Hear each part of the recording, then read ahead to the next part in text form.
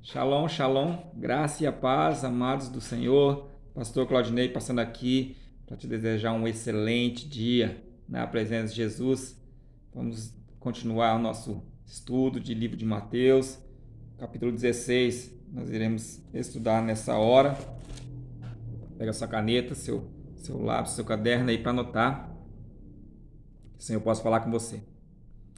Aproximando os fariseus e os saduceus, pediram-lhe que eles mostrassem um sinal vindo do céu.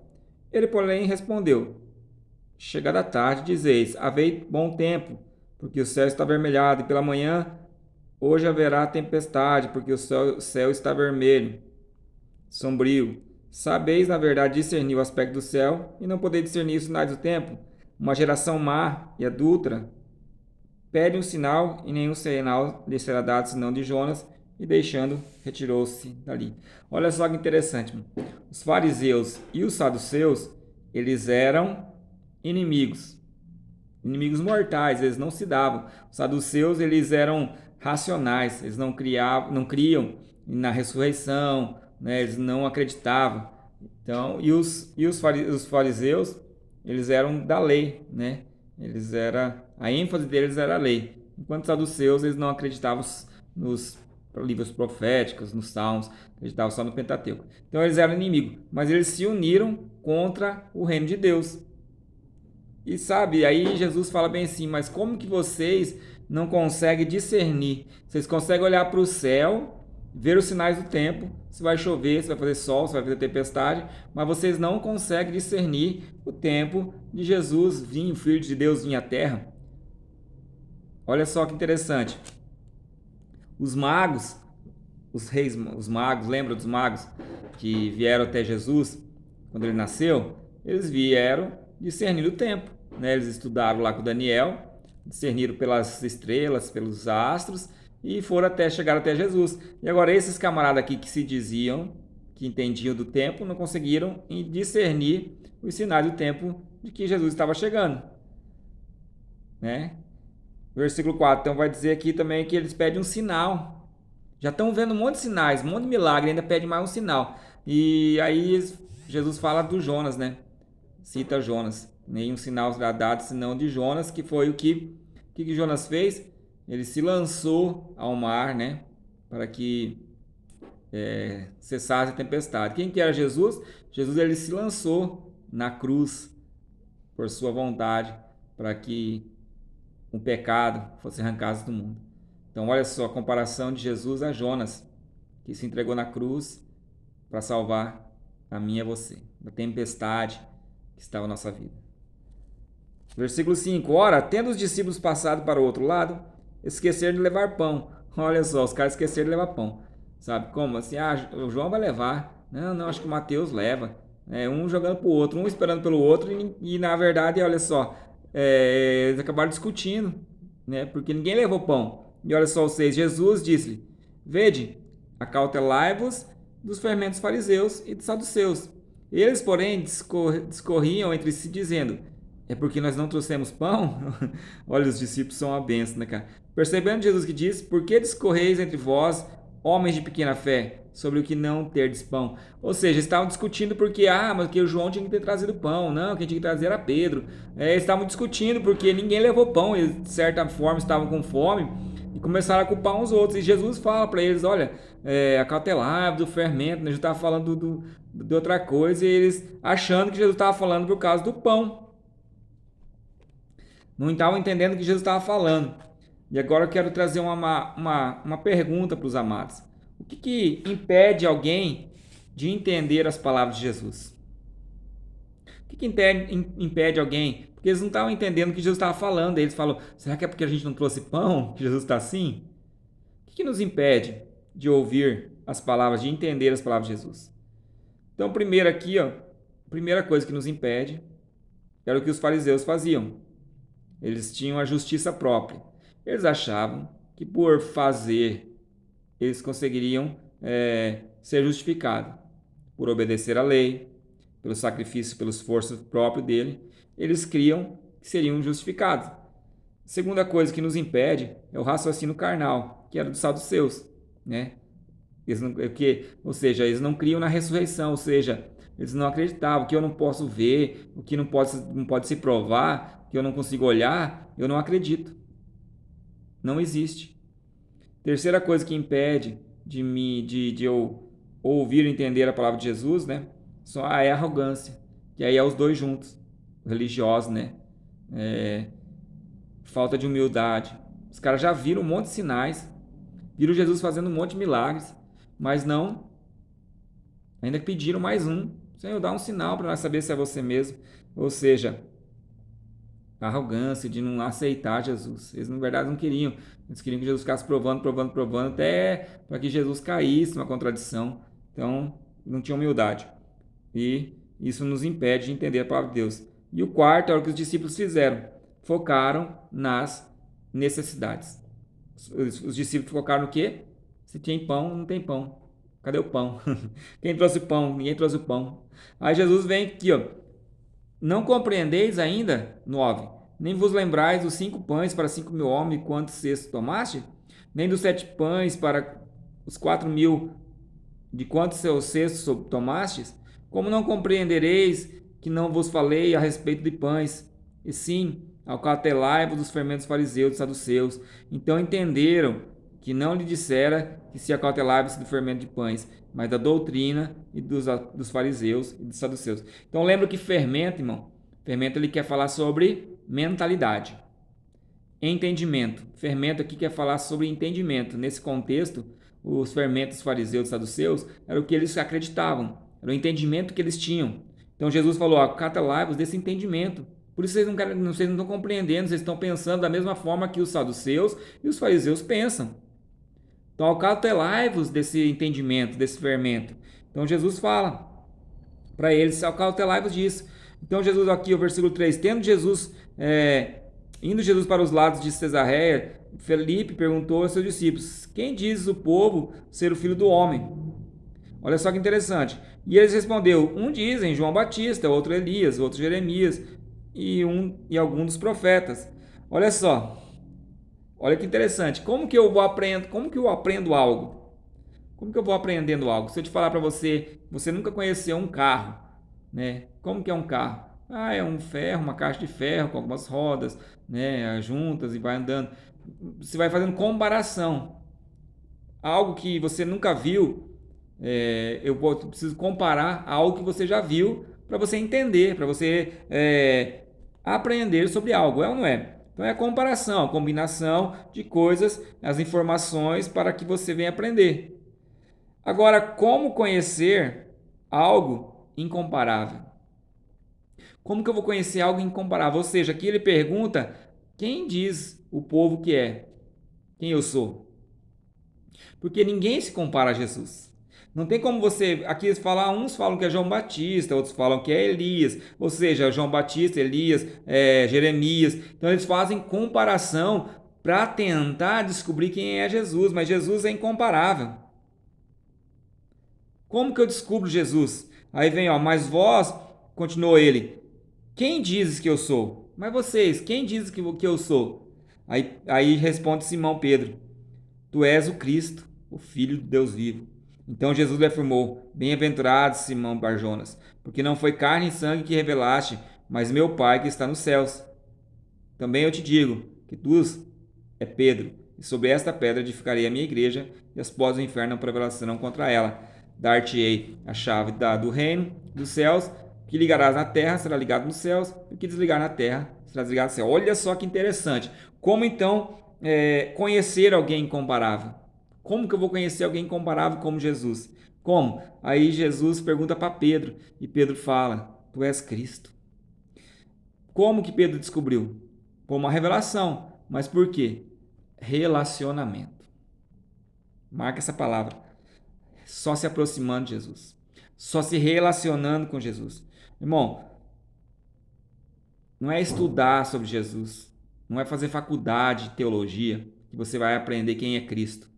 É vivendo com ele, tendo discipulado, se disciplinando, se vivendo, tendo experiências com ele, se relacionando, tendo intimidade com Cristo. Olha só, Pedro fala, você é Cristo, o Filho de Deus vivo. Então Pedro teve uma revelação de quem era Jesus.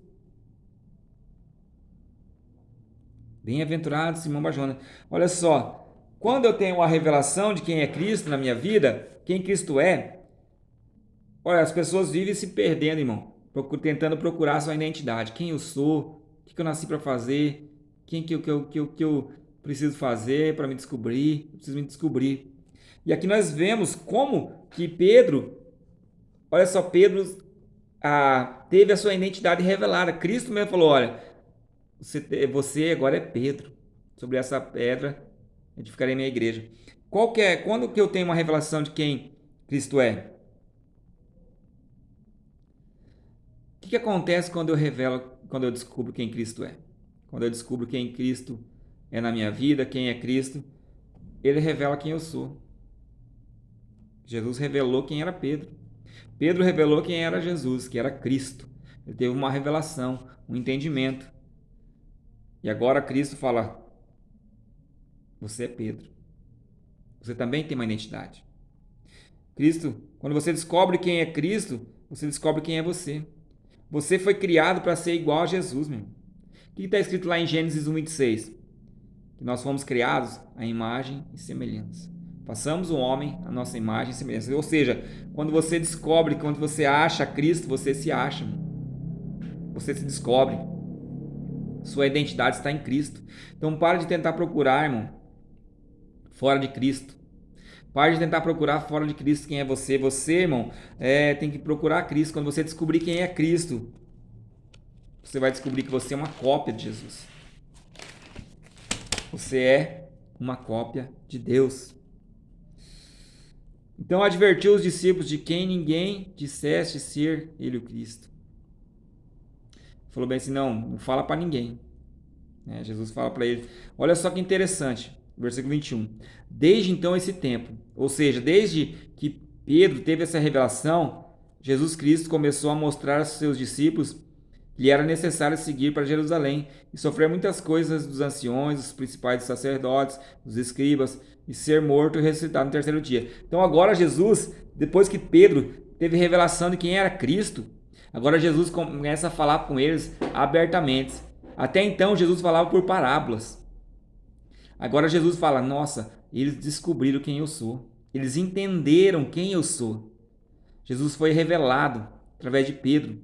Tu és Cristo, o Filho de Deus vivo. Então até aqui Jesus falava por parábolas. Mas quando Jesus viu que eles entenderam quem era ele, Jesus então começa a lhe falar, não mais por parábolas, mas falar abertamente. Pedro chama a parte e começou a reprová-lo, dizendo, tem compaixão de ti, Senhor. Isso de modo algum acontecerá. Mas Jesus voltando-se disse, Pedro, arrependa-se, arreda de mim, Satanás. Tu és para mim pedra de tropeço, porque não cogitas de coisas de Deus, e sim de coisas do homem. Olha só, irmão. Pedro tem uma revelação de quem é Cristo. Só que agora Cristo vai e fala para ele abertamente quem ele era. Aí Pedro tem um comportamento estranho. Jesus fala para ele, revela para ele que vai ter que padecer, que vai ter que sofrer. Aqui Deus, quem que é Cristo, irmão? Cristo é quem? É o ungido, o separado para quê? Para morrer, para que eu e você tenhamos vida. Jesus foi para a cruz, morreu em meu lugar, no seu lugar, para que nós tenhamos vida. Para que eu e você, para que nós vivamos, temos vida, tenhamos vida. Então o que Pedro está falando? Jesus, não faz isso não, Jesus. Jesus, vem aqui, você nasceu para vencer, Jesus. Você é mais que vencedor, Jesus. Não vai para a cruz não, você vai passar essa fase. Sabe, Pedro estava tentando colocar Jesus, falar para Jesus, não vai sofrer por nós não, Jesus, você é um vencedor, você é um rei, não vai para a cruz não, poupe-se disso, não faça isso. E Jesus enxerga em Pedro quem? Arreda-te de mim, Satanás. Jesus enxerga em Pedro o anticristo. Quem é o anticristo, irmão? Aquele que não quer que Cristo cumpra a sua missão. Aquele que não quer que nós também sejamos igual a Cristo.